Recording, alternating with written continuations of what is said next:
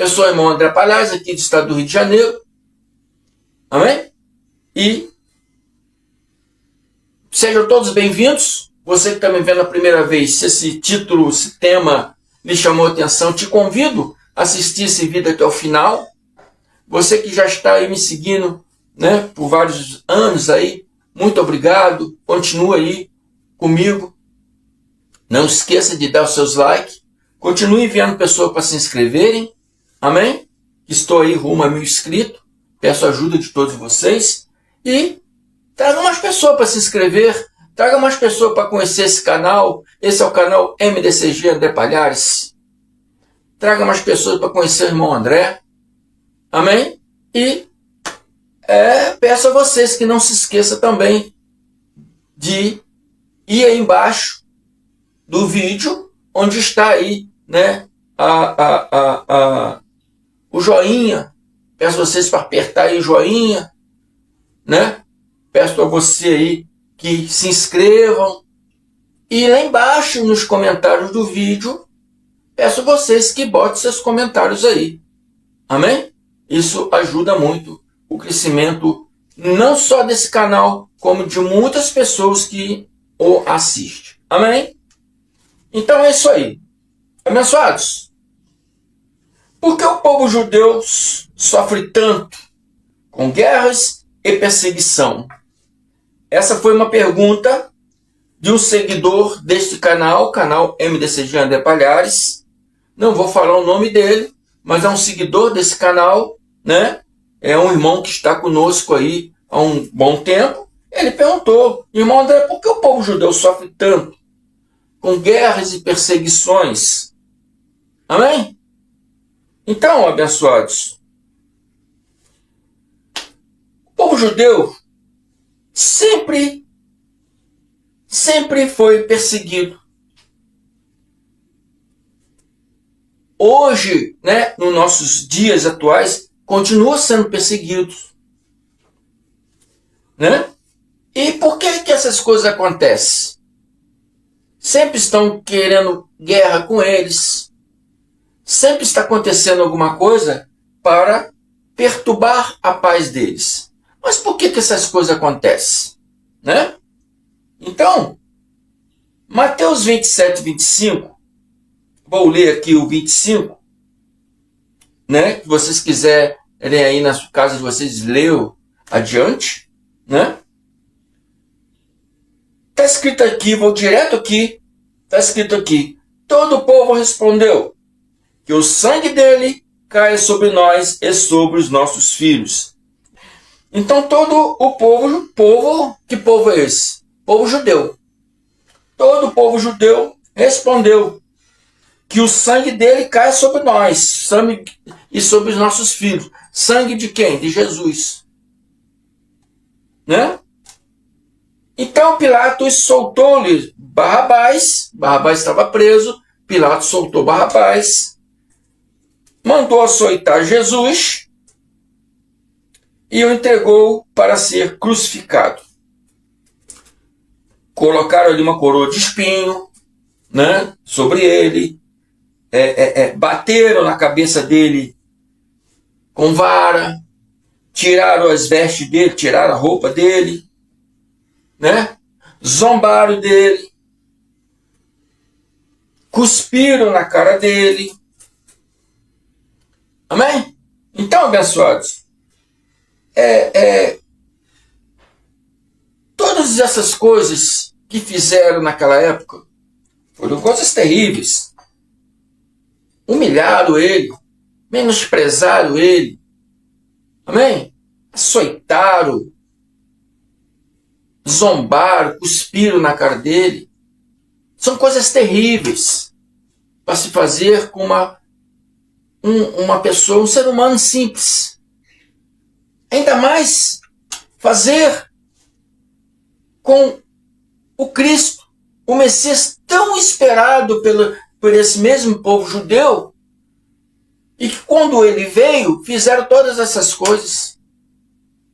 Ah, irmão André, mas Mateus está falando para aqueles judeus do primeiro século. Sim, mas algumas passagens bíblicas, algumas passagens bíblicas, elas podem ser também trazidas para os dias atuais. Porque até hoje, ainda nos dias de hoje, os judeus ainda não o aceitam como Cristo.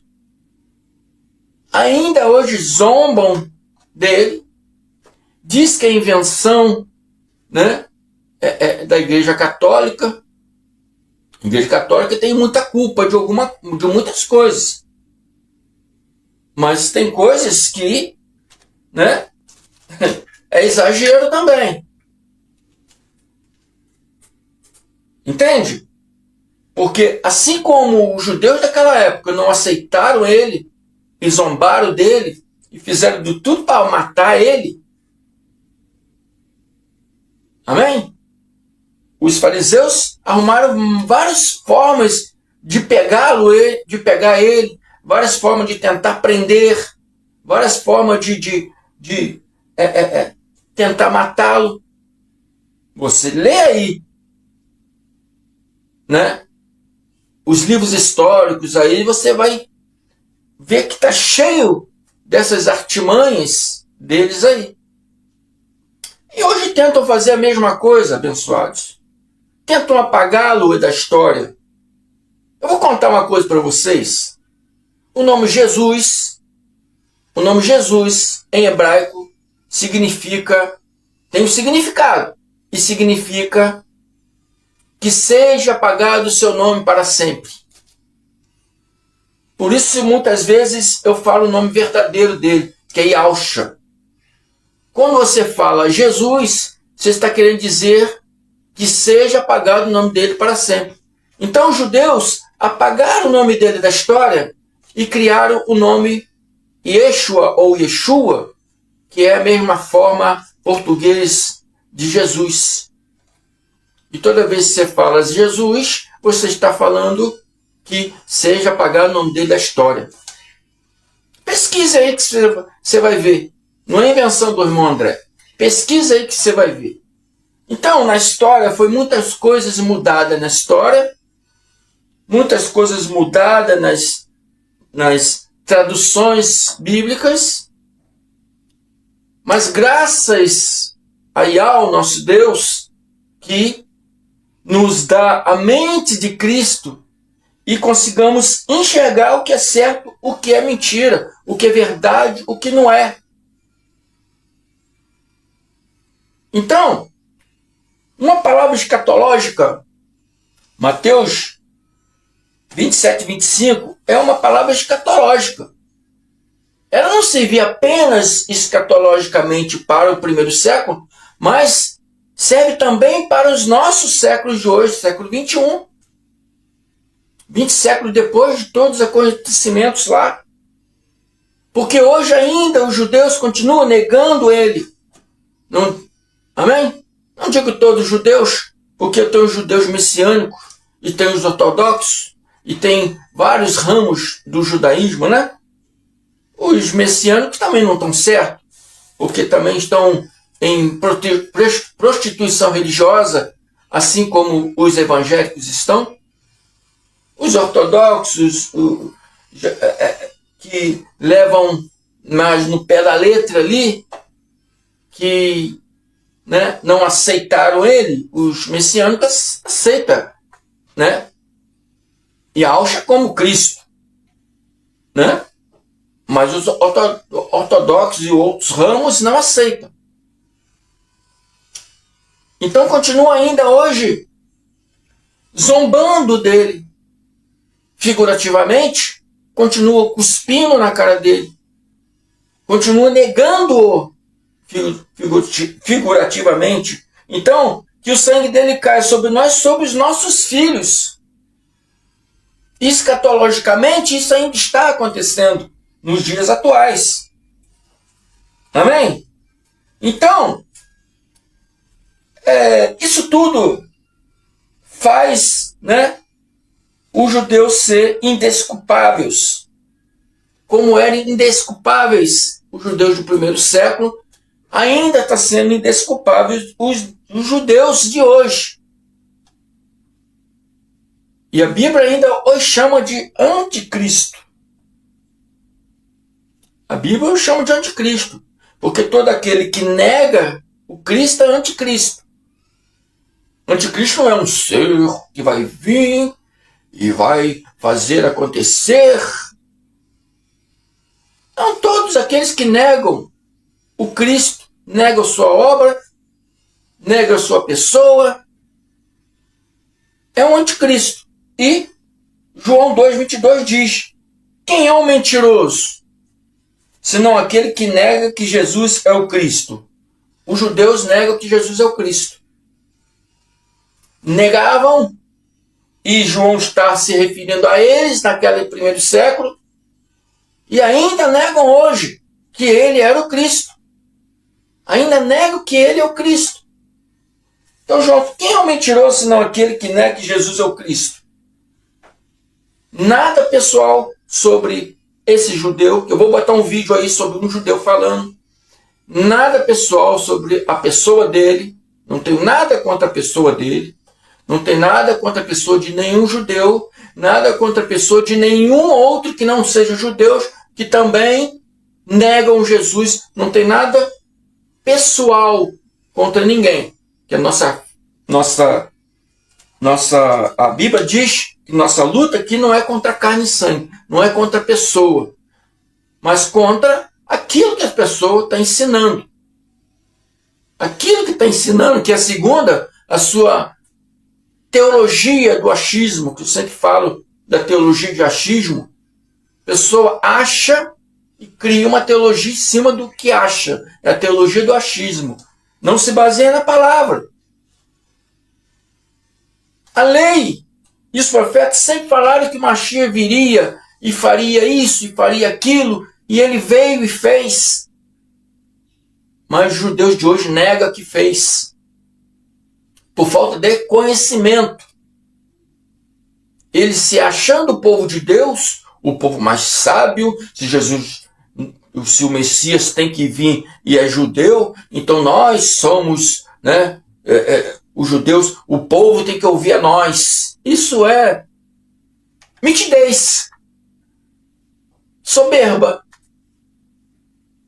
Não querem abaixar a cabeça e dizer: não, vocês estão certos.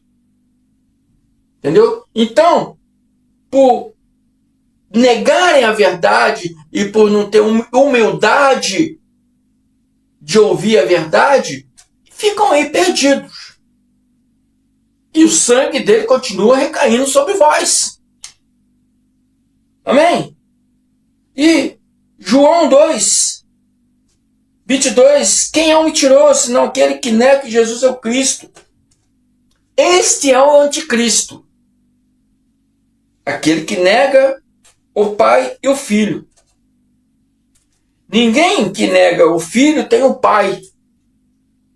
Mas quem confessa o Filho também tem o Pai.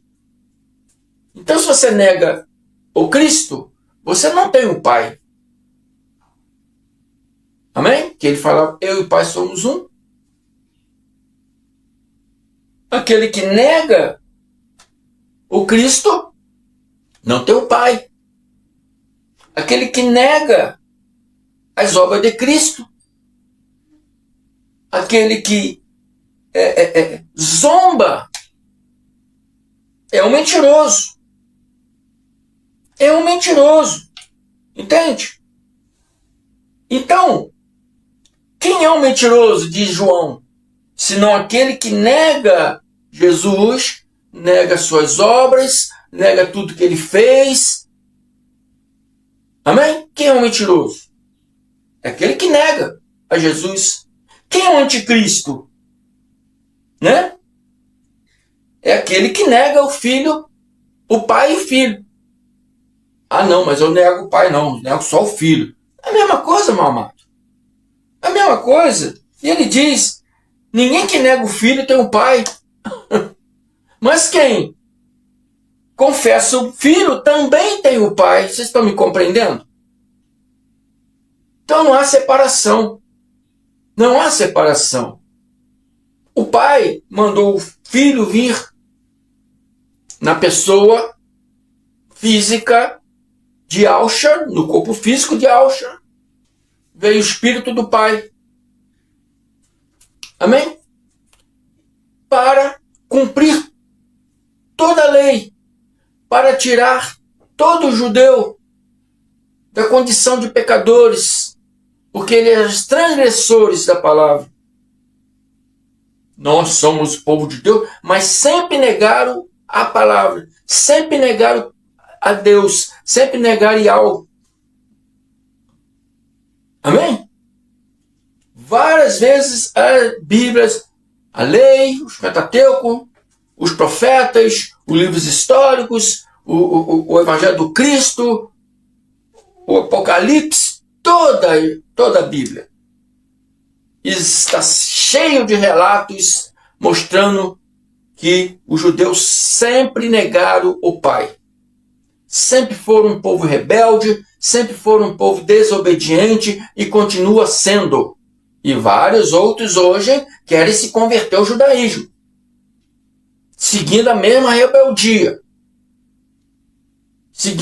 sendo indesculpáveis assim como eles são. Então, abençoados, os judeus sempre negaram o Filho, desde lá do primeiro século, e hoje não é diferente. Amém? E vamos ver um vídeo aqui sobre um judeu falando sobre, atributos que o Messias teria que cumprir. E segundo ele, o Cristo, Jesus Cristo, a quem seguimos hoje, o Cristo glorificado, que hoje o temos como o Messias, o Cristo, Messias, Cristo, Messias veio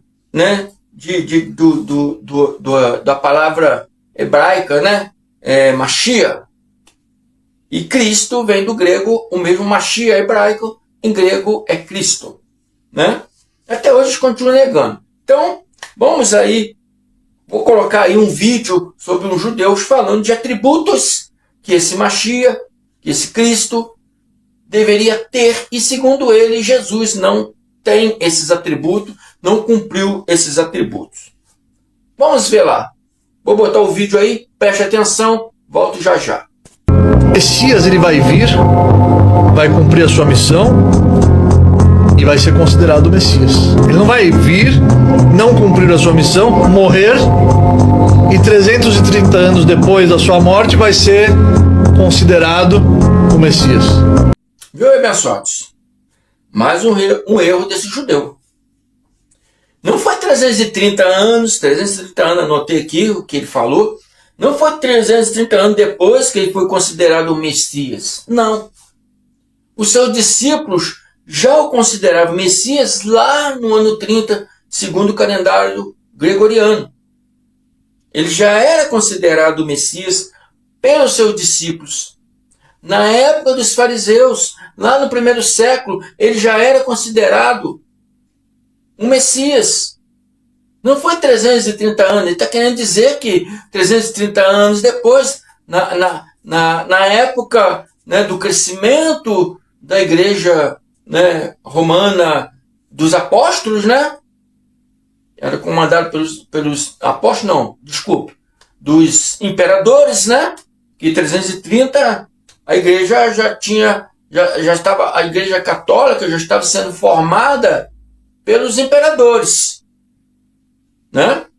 Depois de 1500 e tal, os papas assumiram, porque o império, os imperadores começaram a cair, aquele poder do imperador. Depois veio os três poderes, não era comandado só por um imperador, mas era por três, Fala os três poderes. E até que foi a época papal, começou a época papal, onde a igreja foi comandada pelo Papa, que até hoje é assim. Então não foi 330 anos depois, não culpando a igreja católica, porque ele está culpando a igreja católica, que é ela que fez ele ser o Messias. Não. No ano 30, AD, que Anno Domini, ano do Senhor, ano em que ele estava presente com aqueles judeus do primeiro século, eles já o consideravam como Messias. Então você está errado, meu amigo. Amém? E vamos ver aqui de novo a continuidade desse vídeo aí. Tem mais erros pela frente aí. Volto já. O Messias tem algumas atribuições, tem que ser descendente direto do rei Davi, tem que construir o templo, tem que trazer os judeus de volta para a terra de Israel. Tem uma série de atributos. Sim. E Jesus não é compatível, não cumpriu e não recebeu esses atributos. Tá vendo? Então, segundo ele aqui, eu anotei aqui. Tem que ser descendente direto do rei Davi. Tem que construir o templo. Vamos ver aqui. Tem mais aqui. Tem que construir o templo. Trazer o povo judeu de volta a Israel. Né? E, diz, segundo ele, Jesus não cumpriu esses atributos. Segundo esse judeu, Jesus não cumpriu esses atributos. Segundo ele e segundo todos os outros, né, que têm a mesma fé dele. Mesma crença. Bom, Jesus, bom, abençoados. Vamos lá. Tem que ter alguns atributos. Primeiro o que ele disse aí. Tem que ser descendente do rei Davi. José, pai de Jesus, homem, Jesus físico, Jesus homem carnal, né? Era descendente da linhagem de Davi. E as escrituras confirmam isso, que José era descendente da linhagem de Davi. Se o pai dele era descendente da linhagem de Davi, então ele é um descendente direto da linhagem de Davi. Entende? Jesus nasceu em Belém, cidade a qual é chamada de cidade de Davi, porque Davi nasceu também em Belém. Então ele veio de Belém, da cidade de Davi. O pai dele era descendente, né, de Davi. Então o coloca como um descendente direto de Davi. Segundo, tem que construir o templo. João 2,18 diz: então os judeus lhe perguntaram: que sinal miraculoso o Senhor pode mostrar-nos como prova da sua autoridade para fazer tudo isto? Jesus, aqui, essa história aqui, foi quando Jesus chegou lá no templo e tinha um monte de, hoje chamamos de camelô, né? Um monte de barraquinha vendendo de tudo lá, hoje chamamos de camelô. Tinha um camelô no templo. Né?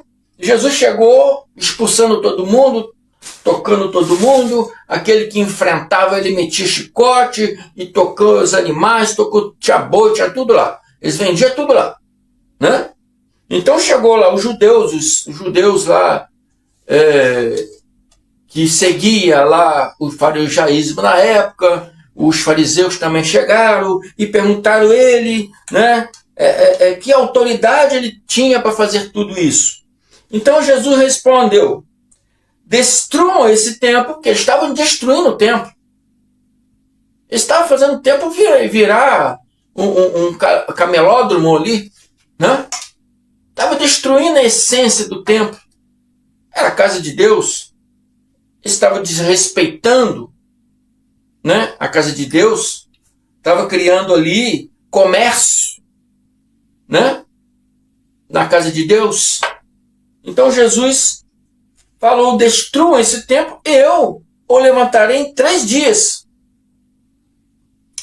Então os judeus aí está falando, esse judeu do vídeo e vários outros judeus falam que, eu vou botar o dedo aqui para não perder, falam que ele não cumpriu o atributo, porque ele não construiu o templo. Até hoje estamos sem templo.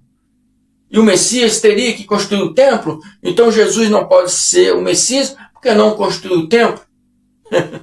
E ele diz aqui: em 3 dias levantarei em 3 dias de novo esse templo. Como pode um tempo de 46 anos um homem construir em 3 anos? Tem lógica para isso? Não tem lógica para isso. Ah, ele era Jesus. Não, ele era Jesus, mas ele não ia construir um templo em 3 dias. Um templo de pedra não se constrói em 3 dias. Logicamente, é fácil de entender que ele está falando no âmbito espiritual. Está falando no âmbito espiritual. Será que essas pessoas que se consideram tão sábias não conseguem entender isso? Que ele está falando no âmbito espiritual. Eu vou construir, vou reconstruir em 3 dias. Âmbito espiritual. Amém? Então, a palavra conclui, mas o templo que ele, né? Mas o templo que ele falava era o seu corpo. Então, ele está falando do corpo dele. O templo seria ele. E não mais parede de pedra. Né? Ele falou lá para a mulher samaritana: vocês não vão me adorar mais, nem aqui nesse templo de Samaria, nem no templo lá de Jerusalém. Mas haverá tempo que me adorarão em espírito e em verdade. O que é adorar em espírito e verdade? Não é adorar com obras humanas. Não é adorar com obras meritórias humanas. Mas é adorar na fé. Em espírito e em verdade significa adorar na fé, sem precisar de nenhum atributo religioso. Sem religião. É espiritualmente. Isso é adorar em fé. Então, esse templo era o templo do corpo dele. O templo em que você com fé ou adora e vem a participar desse corpo, a participar desse templo. Amém? E hoje todos nós que o adoramos também fazemos parte desse corpo. Todos nós, já falei várias vezes, somos um membro desse corpo. E quando esses membros se juntam, forma o quê? O templo de Cristo. Forma o corpo de Cristo, o templo. O templo. Mas o templo que eles falavam, que ele, o Cristo, falava, era o seu corpo. Hoje, quando todas as peças se encaixam, um corpo tem braços, tem perna, tem cabeça. Né? Um corpo sem braço, sem perna, sem cabeça, não é um corpo formado perfeito. Quando o corpo se reúne, quando os braços se reúnem, quando as pernas, quando a cabeça, forma um corpo completo. Esse corpo completo é o templo de Cristo. Amém? Todos nós somos um membro. Um é um braço, uma perna, outro é o olho, outro é a barriga, o tórax, e cada um é uma parte. Quando nos reunimos, nos formamos o templo de Cristo, formamos a igreja de Cristo. Compreendeste? Então, esse judeu acha que ele não cumpriu esse atributo porque de ser o Cristo, né? Porque não construiu o templo. Não, abençoado, não é o templo físico. Não se está falando de templo físico. Está falando de templo espiritual. O templo é qual fazemos parte, né? Quando passamos a crer nos seus conhecimentos, nas suas palavras, em tudo aquilo que ele deu para o apóstolo Paulo trazer para nós nos dias de hoje. Amém? Aceitá-lo ele como o Cristo. Amém? Quando você faz isso, começa a fazer parte do corpo, fazer parte do templo, que é ele, que é o corpo. E quando nos reunimos nesse corpo, nos tornamos, né? Aí moradas dele. E ele passa a morar dentro de mim, passa a morar dentro de você, passa a morar dentro de todos nós. Glória a Deus. Ele não se... A lei e os profetas não se referiram no tempo de pedra. O Messias virá e reconstruirá o templo, não o templo de pedra, porque a Bíblia está cheia de palavras dizendo que Deus não habita em casas feitas por mãos humanas. Né? Então, será que não consegue compreender que não é físico, mas espiritual? A graça de Deus, que é o Evangelho do Cristo, não é físico, é espiritual. Que ele falou para Pilatos: o meu reino não é desse mundo. Então tudo que ele ensina para nós hoje é segundo o espiritual. Porque o reino dele não é desse mundo. Quando eu for, vou preparar-vos lugar. Então iremos também para o reino dele, que não é nesse mundo.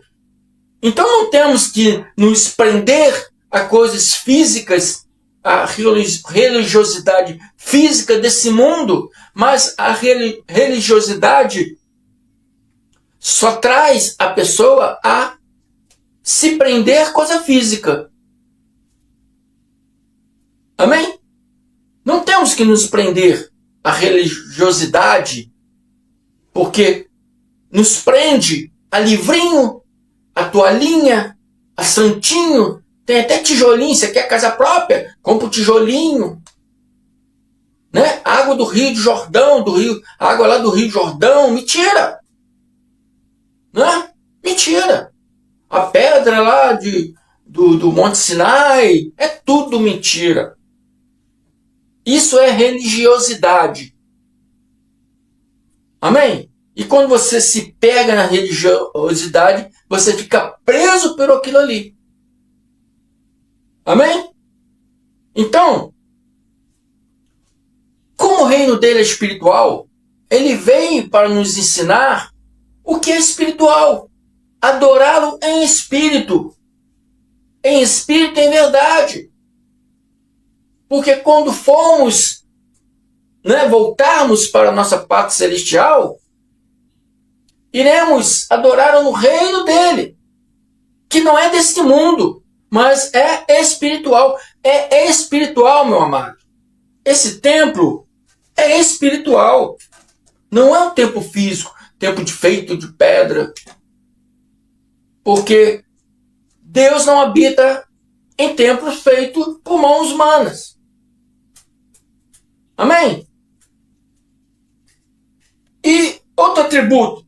Jesus não cumpriu essas atribuições segundo ele. Ele teria também que trazer os judeus de volta a Israel. Bom, todo cidadão que tiver uma descendência, em outros países, for um descendente americano, for um descendente judeu e de outras nacionalidades.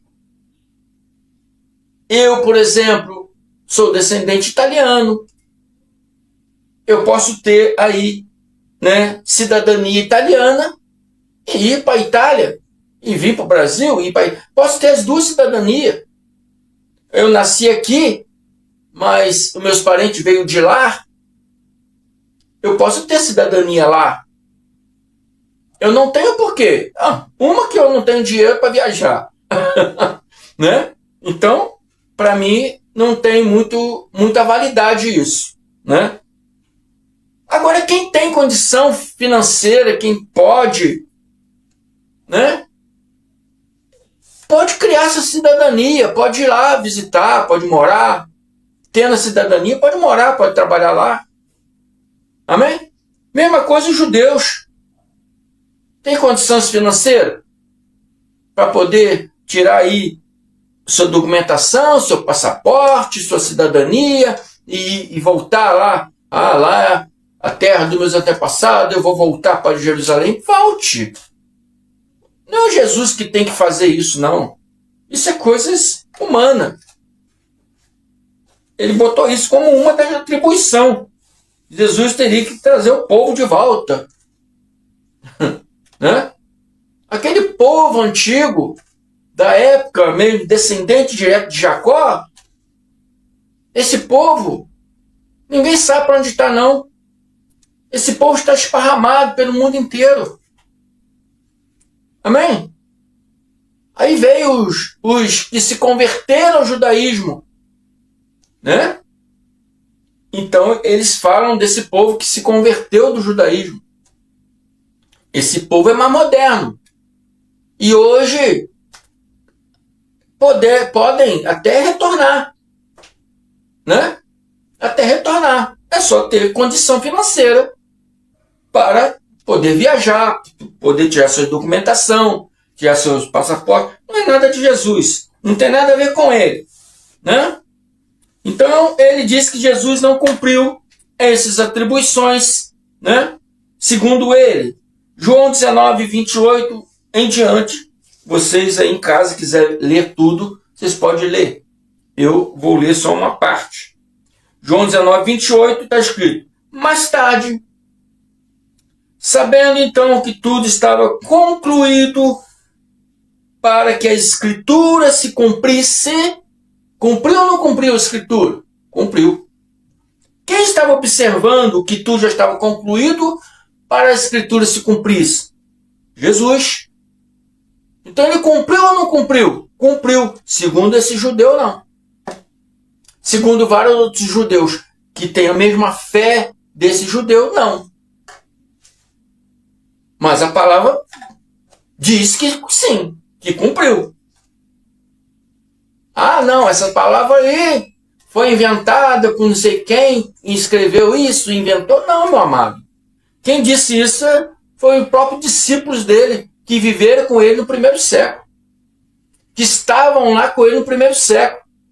Que presenciaram todo o sofrimento dele no primeiro século. Presenciaram ele ser levado ao madeiro.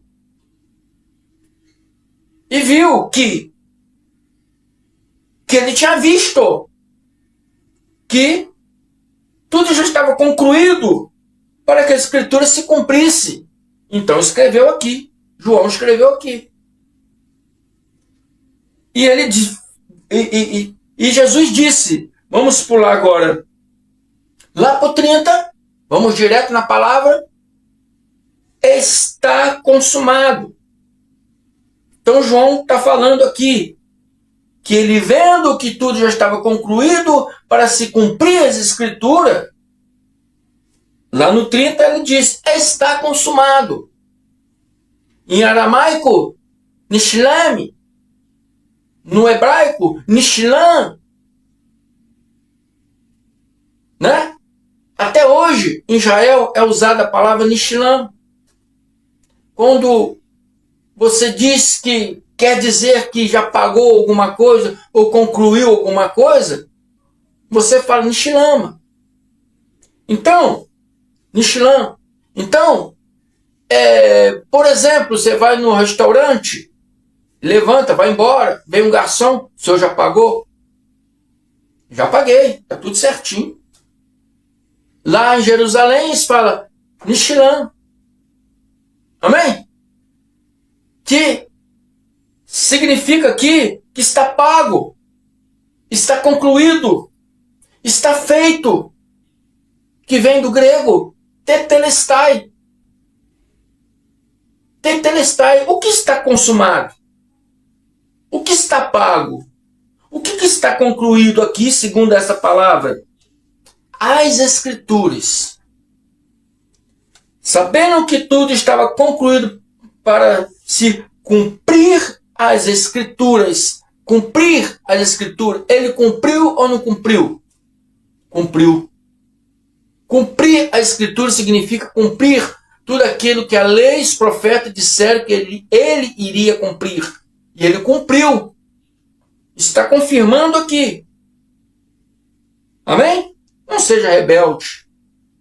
Não anule a cruz de Cristo. Não rejeite a graça de Deus.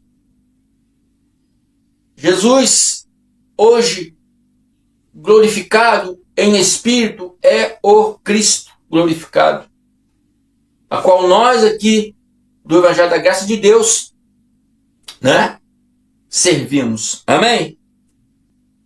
Continue aí comigo, não esqueça de dar o like. Obrigado a todos vocês, né? Eu sou o irmão André Palhares, do canal MDCG André Palhares. Muito obrigado a participação de todos vocês. Uma tarde abençoada, graça e paz.